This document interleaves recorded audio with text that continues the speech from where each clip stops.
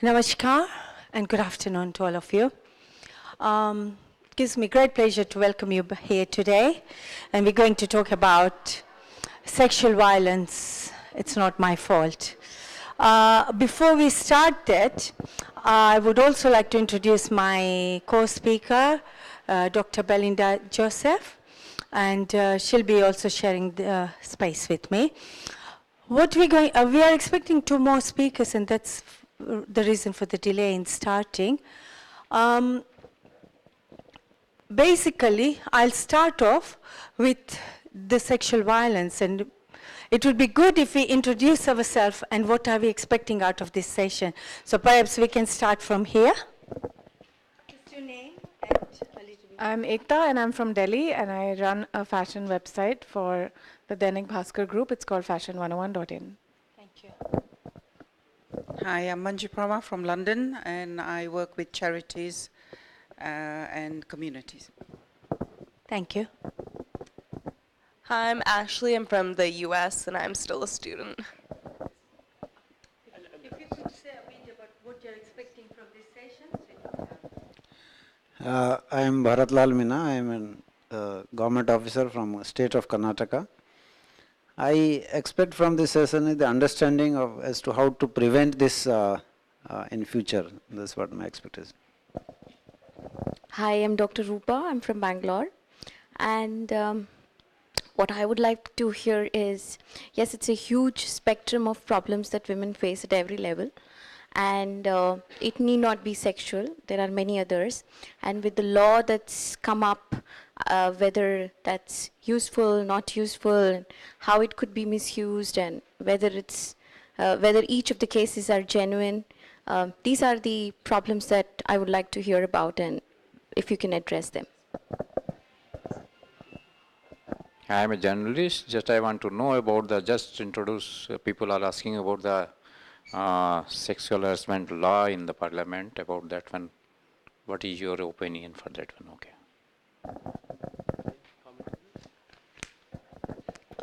My name is Belinda Bennett.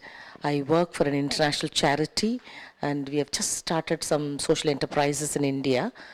So I head those entities, and my expectation is I think we'll also, both of us are going to share our thoughts. I'm sure we'll hear from your own wisdom and your own experience as well. Thank you. Somebody can comment, please. Myself, Arvind Modi. I'm doing PhD on social development. My expectation is to the prevention of the sexual abuse, and there is a safety point of view and remedies after that. Hi, my name is Billy Wand and I'm from London. I wear 2 hats. One's a charity hat.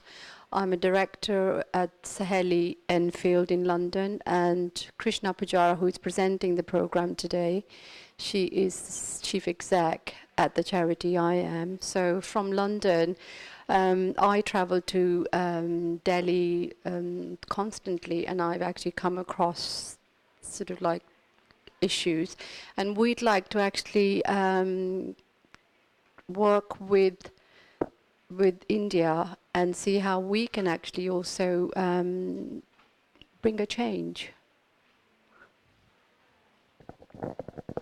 I'm Eva from Poland, and as a woman and a mother of the daughter, so it's for me it's a great chance just to have to know other women and to learn other perspectives.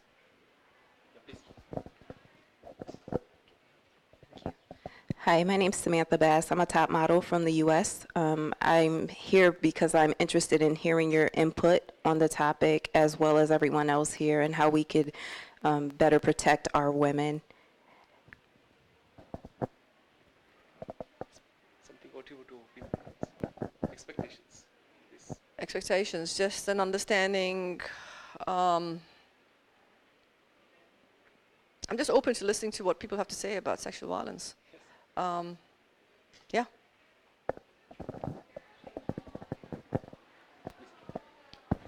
Right. I'll talk briefly about what is sexual violence, which is also a form of domestic violence, and the terminology now is domestic abuse against women and girls, including some men as well, because it's now getting a lot more in demand, especially for men. Domestic abuse is an incident of threatening behavior, a violence or abuse, which could lead to psychological, physical, sexual, financial, or emotional abuse between adults who are or have been intimate partners or family members, regardless of gender or sexuality. Just to let you know, I mean, the lead speaker has not turned up today. I don't know what's happened. So the format of the session is changing. And what we will be highlighting today, it would be more on the sexual violence, and we'll touch basics on the emotional and the physical abuse. Now, who are the victims of sexual violence or domestic abuse? We are all aware, and I'm sure all of you are aware, that it occurs in all social classes, gender, cultures, ages, groups, disabled people, lesbian, gay, bisexual, and transgender relationship. It's quite known that with all the campaigning, women report more frequent assaults, more severe injuries, and are more frightened as a result of domestic violence. The psychological impact of domestic violence includes anxiety, depression, drug overdoses, eating problems, post-traumatic disorders, sleep disturbances, suicidal ideation, and substance abuse. According to the figures in UK, 56% of women experiencing domestic violence are diagnosed with the psychotic or psychiatric conditions. The children are also at risk. It really has a profound impact on children's emotional and physical well-being. Aggressive behavior by some children, or running away from home, self-harm, withdrawal, sadness, and lowered social competence. 9 out of 10 children in violence homes are eyewitnesses. Children learn what they see. Children copy the behavior.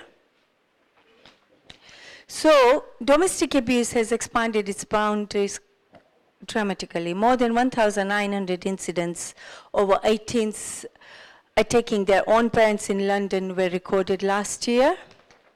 So what I'm going to do now is we will have a Q&A session, but we'll watch a short video on the construction and how it affects right at an earlier age when even children are not even born. So may I request my friend Parmesh to show the video. It's called Dear Daddy. It's just a few minutes video, but it will highlight a lot.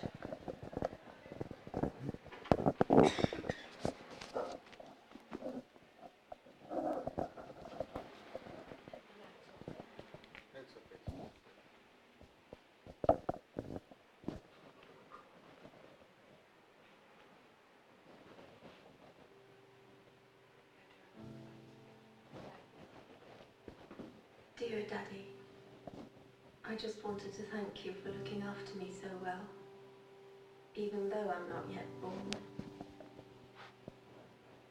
I know you already try harder than Superman. You won't even let Mommy eat sushi. But I need to ask you a favor. Warning. It's about boys. Because, you see, I will be born a girl, which means that by the time I'm 14, the boys in my class will have called me a whore, a bitch, a cunt, and many other things. It's just for fun, of course. Something boys do.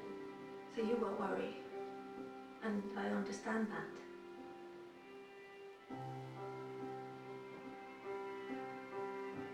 Perhaps you did the same when you were young, trying to impress some of the other boys.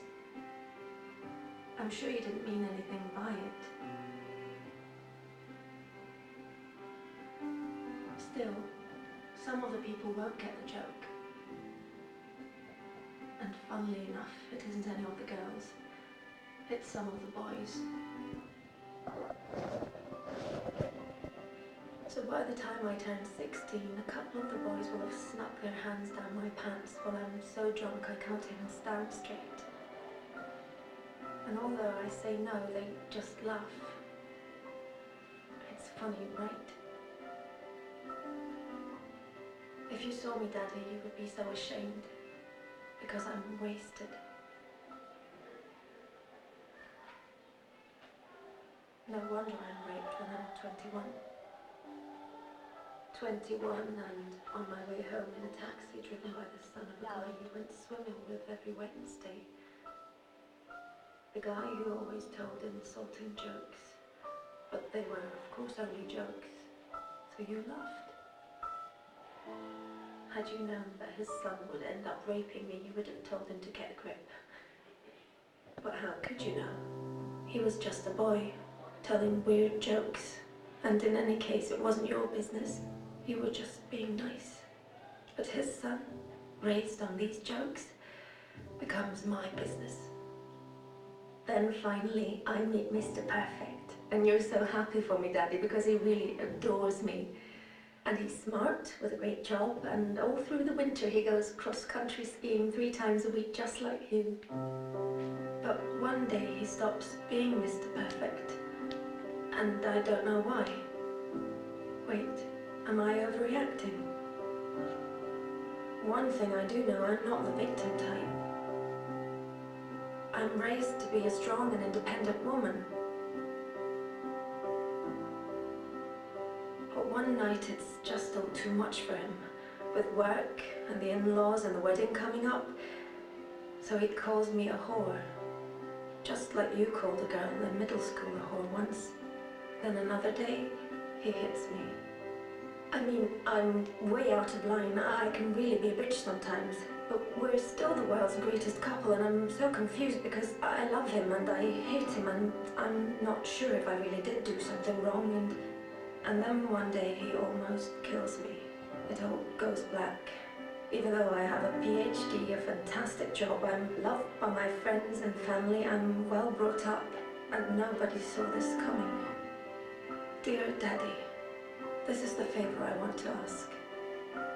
One thing always leads to another. So please stop it before it gets the chance to begin. Don't let my brothers call girls whores, because they're not. And one day some little boy might think it's true. Don't accept insulting jokes from weird guys by the pool, or even friends, because behind every joke there is always some truth. Dear Daddy, I know you will protect me from lions, tigers, guns, cars, and even sushi without even thinking about the danger to your own life. But dear Daddy, I will be born a girl. Please do everything you can so that that won't stay the greatest danger of all.